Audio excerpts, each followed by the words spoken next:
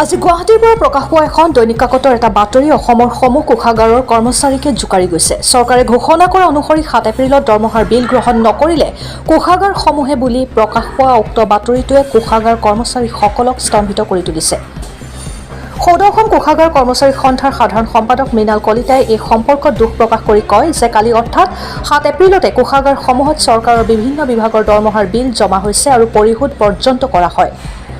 জালুকবাৰীৰ পৰা বিশ্বজিৎ বৰ্মনৰ ৰিপৰ্ট, অৰুণোদয় আছাম। নমস্কাৰ। সৌদ অসম কোষাগাৰ কৰ্মচাৰী সন্থাৰ সাধাৰণ সম্পাদক মই মৃণাল কলিতাই কৈছোঁ। আজি কোনো এখন পেপাৰত ওলোৱা খবৰটোৱে আমাক দুঃখিত কৰিছে। এজ পাৰ WBT মেছেজ মতে যোৱা 7 এপ্ৰিলত আমি কোষাগাৰে বিল জমা ৰাখিছোঁ আৰু অৰ্ধেক সংখ্যক বিল আমি পাছ কৰিছোঁ। গতিকে আজিৰ যিটো নিউজ ওলাইছে সেই নিউজটোৱে আমাৰ সকলো কৰ্মচাৰীকে কোষাগাৰ কৰ্মচাৰীকে দুখিত আৰু ব্যথিত কৰিছে।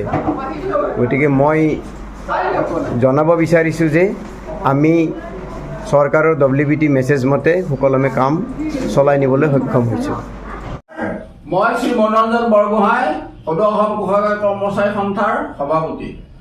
আপোনালোকক শ্ৰদ্ধাই জনাওঁ যে অসমৰ দৈনিক কাকতসমূহত কোষাগাৰৰ বিষয়ে যি কথা ওলাইছে যে 7 তাৰিখে বিল লোৱা নাই বুলি, সেইটো মিছা। আমি 7 তাৰিখে কোষাগাৰসমূহত বিল লৈছোঁ চৰকাৰ নিৰ্দেশ মতে আৰু বহুত বিল পে'মেণ্টো কৰিছোঁ। ইয়াৰ তথ্য আমাৰ হাতত আছে। আপোনালোকক আমি শ্ৰদ্ধাই জনাওঁ যে আমি ৰাইজৰ কাৰণে চৰকাৰৰ কাৰণে কাম কৰিবলৈ ৰাজি আছোঁ। আগতেও কৰিছোঁ, এতিয়াও কৰিম আৰু আগলৈও কৰি যাম।